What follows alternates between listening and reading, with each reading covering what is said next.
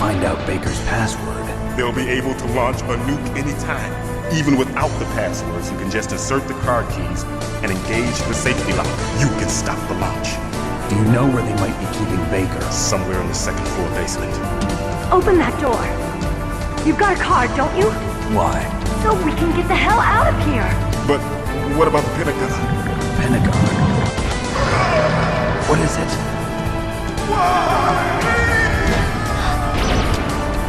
What are you doing? Don't think! Shoot!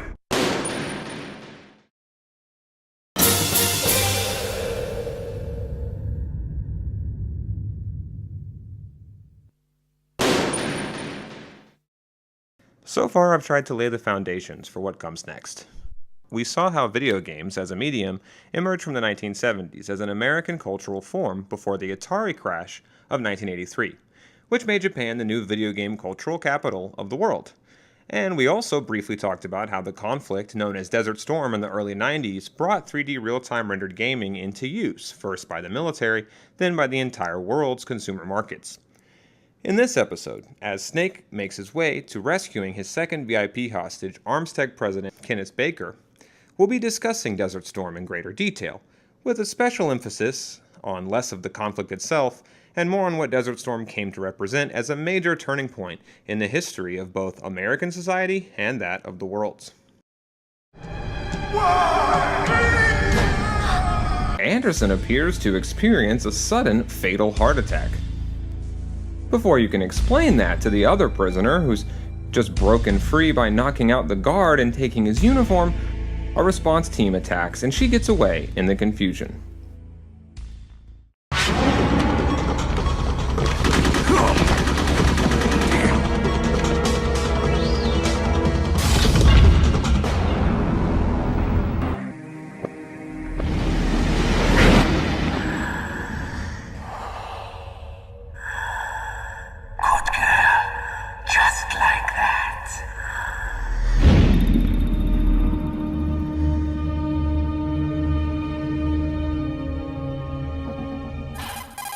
Naomi, I just had some kind of hallucination. Is it from the nanomachines? No, Snake. The nanomachines are functioning properly. So what was it? It must have been psychometric interference coming from Psycho Mantis, Foxhound's psychic. Think of it as a mental feedback loop. So that was Mantis. Naomi, the chief. What happened? I don't know. It looked like a heart attack, but... A heart attack? No. Colonel, are you hiding something from me? Absolutely not. Snake, you've got to understand. This op is security level red. You need the highest security clearance to get access to the complete file. You want me to believe that you're in charge of this op, but you don't have complete access to the file? I told you, the Secretary of Defense is in operational control. I'm just here as your support. Snake, we don't have time to debate. Get out of there and find President Baker. Undeterred, Snake continues his mission into the Level 2 basement, where he demolishes a hastily painted wall to find a bizarre spectacle. It's the Armstech President Baker, your second rescue target, except he's been wired to explode if you come close. Too late, it sinks in. This is a trap.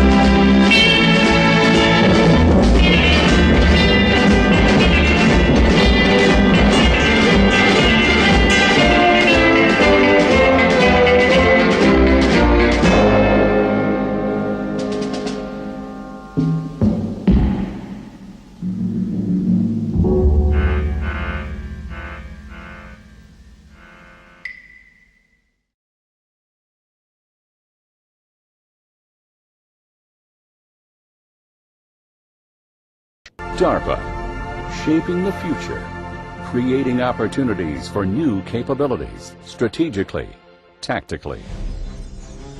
1989. George Herbert Walker Bush is president. After 28 years, the Berlin Wall is open to the west.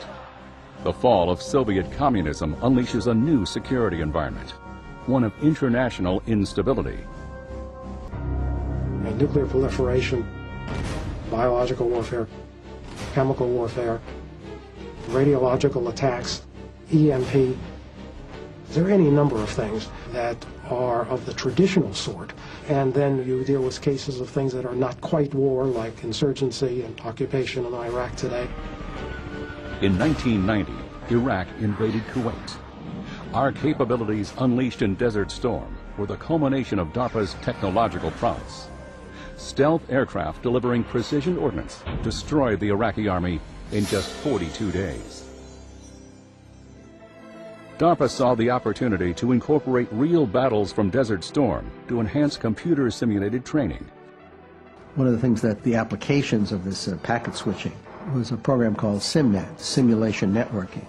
You could simulate both sides of a battle where people could sit in what looked like little tanks, but they were really workstations, and so they could sit and look out and see a terrain and see people or other tanks or other things coming at them. So you could sit in a room not unlike this one and play a whole battle out and learn that way.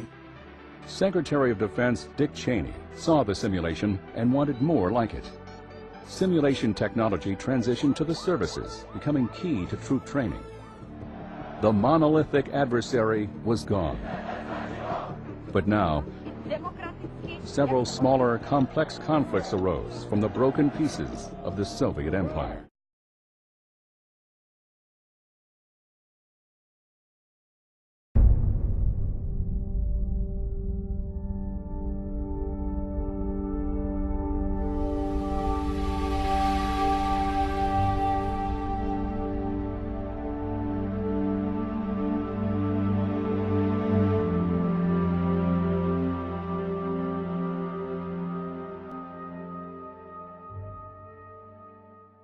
The postmodern is a blurring of the lines between human beings and machines, a blurring of the line between reality and image. It is a society, or I can't even really use that word anymore. It is a world in which reality is simply that which can be simulated, copied.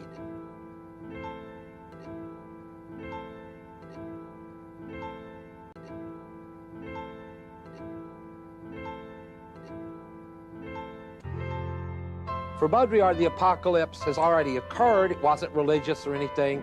It was not atomic bombs. At some point in the development of technology, human beings ceased to be the reason of things, and things took on their own reasons. So whether you're talking about a human body where you can make a holograph of it, or whether you're talking about the sexual act, which can be simulated either through repetitive pornographic films, or in a very near future, it will be able to be simulated with virtual reality, where you'll make love to your ego ideal, punch it into the laser beam program, slip into the virtual reality suit, thus rendering that relation, even that intimate relation, sexual relation, technological, simulatable, reproducible to infinity.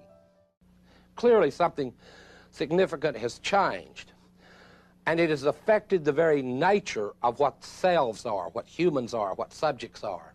Baudrillard wrote a wonderful piece about the Gulf War. The name of the piece was "The Enemy Has Disappeared." Baudrillard was offered a job by a French newspaper to cover the war. So of course he agreed on condition he not go to the Gulf, because he wanted to cover it on CNN where it would really happen. The chambers of the Security Council, from the front lines of the Saudi desert to the streets of Baghdad, a city under siege. Latest developments in Israel and a Jordan caught in the middle. Now, more than ever, shouldn't you be watching the network viewers voted best in coverage of the crisis in the Gulf? CNN International. You'll be watching CNN International.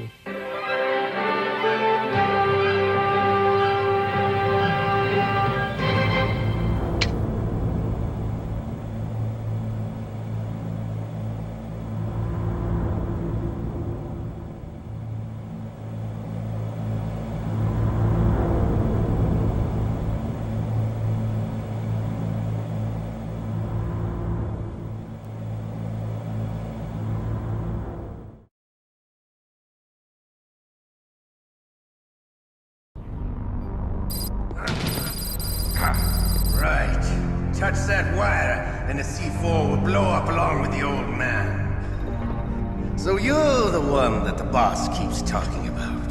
And you? Special Operations Foxhound. Revolver Ocelot.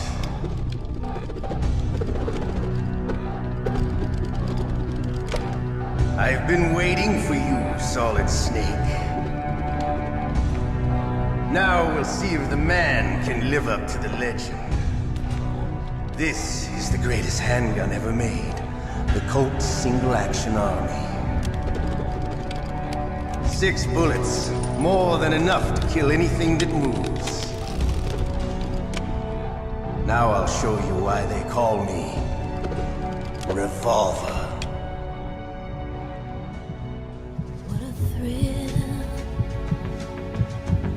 Draw! Ocelot is the first MGS boss.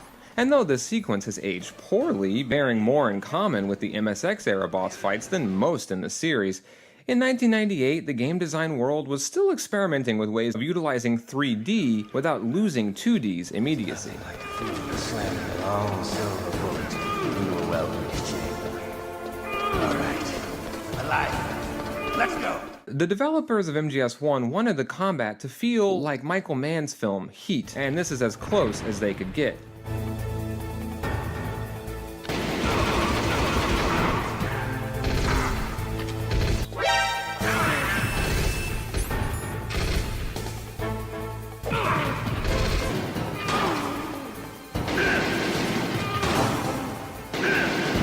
That being said, though, this first encounter with Ocelot is hardly filler.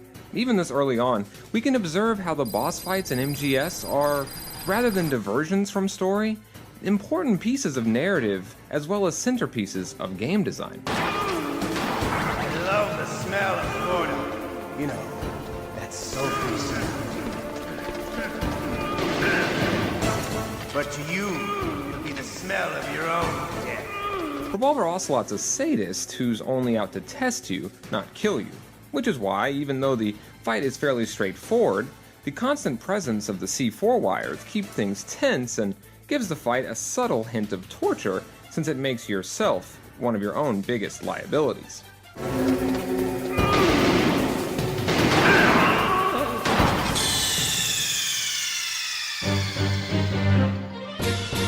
You idiot! The muzzle velocity of a bullet fired from a revolver is slower than one fired from an automatic. That's bad for you. The slower a gun's muzzle velocity, the more damage it does. That's because the bullet will tend to lodge in the body instead of going right through. Those kind of wounds take a long time to heal. Sometimes they never do. I think that's part of the reason he likes that gun. He's a real sick puppy, that Ocelot. Ocelot is a crafty, unpredictable character, which is reflected in the fact that he's a cowboy cosplaying Russian who fires an antique gun to curve bullets in unpredictable angles.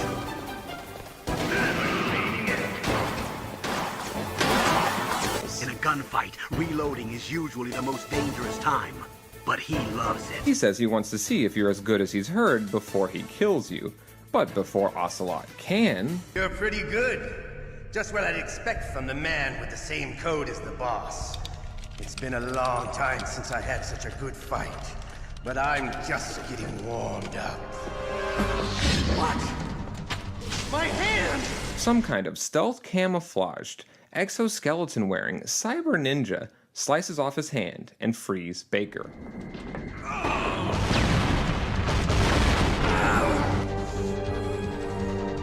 Stealth camouflage. Can't you even die right? You were lucky. We'll meet again! Who are you?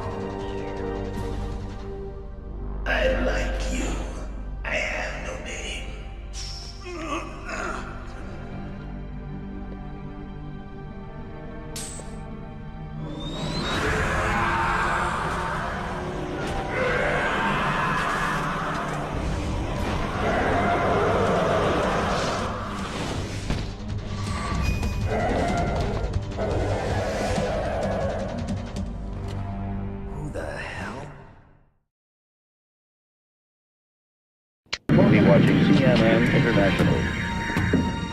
the US Defense Department also did a lot of further thinking about press access.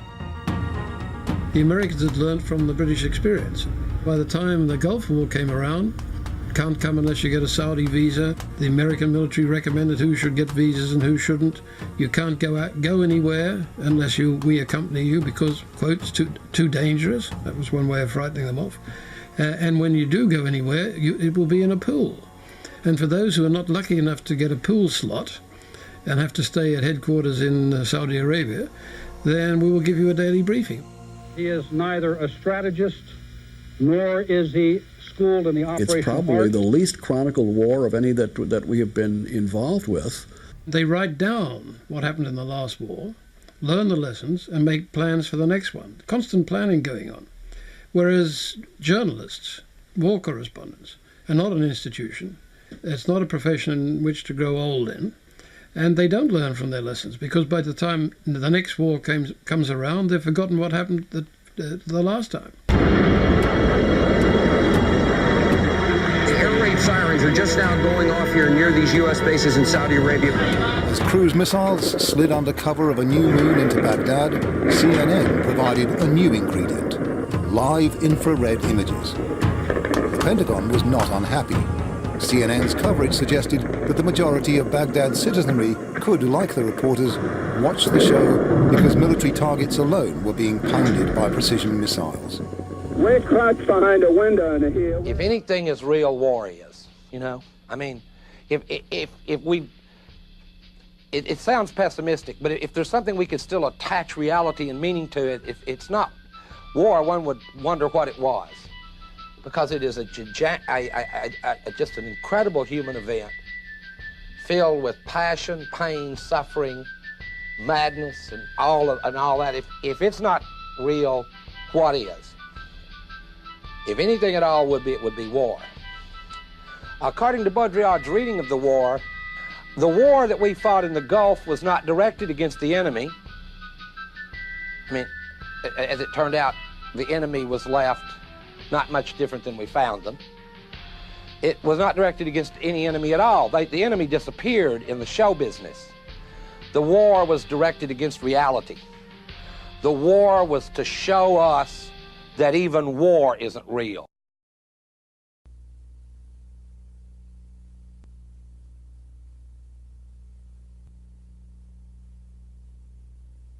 Well, by the end of the article, I was wondering, I was going, you know, that's just way too cynical even for me. I can't buy that argument. I found someone in Durham who had been, a lot of North Carolina people go to the war. I found a young pilot, and he said, it was very exciting. And then he went on to explain to me how the sites that they used in order to, fire their smart bombs were just like the games in the arcade that he grew up with. Said, no way in the world could he have had better practice than he got in those arcades to fire smart bombs. And, I mean, it had passed him by that the real had happened, even though he was really there. I talked to a woman who had been on the ground in a Jeep for most of it. And she went, oh, the desert's so big and the sand. She said, but I really didn't get a feel for it till I got home and saw what my husband had taped. Why? Because the little individual actors sink into insignificance compared to the damn spectacle of the thing. The spectacle of it.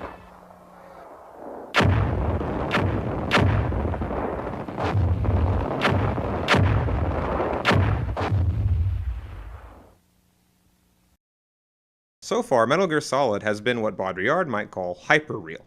By hyper-real, I simply mean that the experience has felt more gripping, more stimulating, and therefore more real than actually experiencing a non-fictional version of the events. By hyper-real, I mean simply that compared to the experience of playing MGS1, the real world would seem pretty boring. With me so far? Now, what makes our experience so far hyper-real, specifically, is how uncannily it resembles a stylized yet recognizable plane of existence. It's detail-driven enough and uses real-time 3D in such a way that it's about as immersive of an action game experience as was possible in its era. But it goes deeper than details. So far, MGS1 has been borderline realistic. In short, it's faithfully fulfilled player expectations of being a capable and gripping techno-espionage thriller in the vein of, say, classic-era Tom Clancy, with hints of Michael Crichton's Jurassic Park and Sean Connery's The Rock thrown in for good measure. But all illusions of realism and fidelity to some format or paradigm that's already been established completely dissipates at the Ninja's reveal. Because by using digital fusion and techniques pulled from animation, the comic book-like stuff and the grisly military action stuff become impossible to extricate from one another. And it's here we return to Baudrillard and postmodernism as a concept. Like Baudrillard's reading of Desert Storm, the point this departure from expectations of reality seems to be making is that in the 21st century, where every independent concept has been at least partially transformed and emptied out via hybridization and fusions, where, for example, war has become no less indistinguishable from peace as reality has from fantasy and simulations, that in that 21st century, even war isn't real anymore.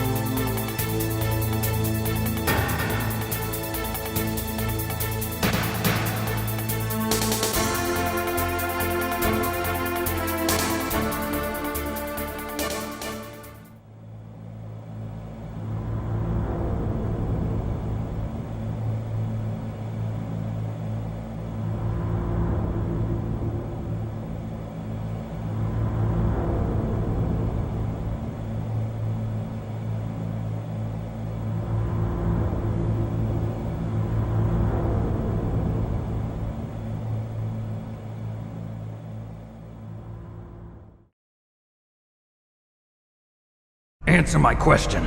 Who or what was that ninja thing? It looked like you knew something. That ninja? That was Foxhound's dark little secret. Dark little secret? An experimental genome soldier. You know him? You should ask Dr. Naomi Hunter from Foxhound. She knows better than I. Naomi?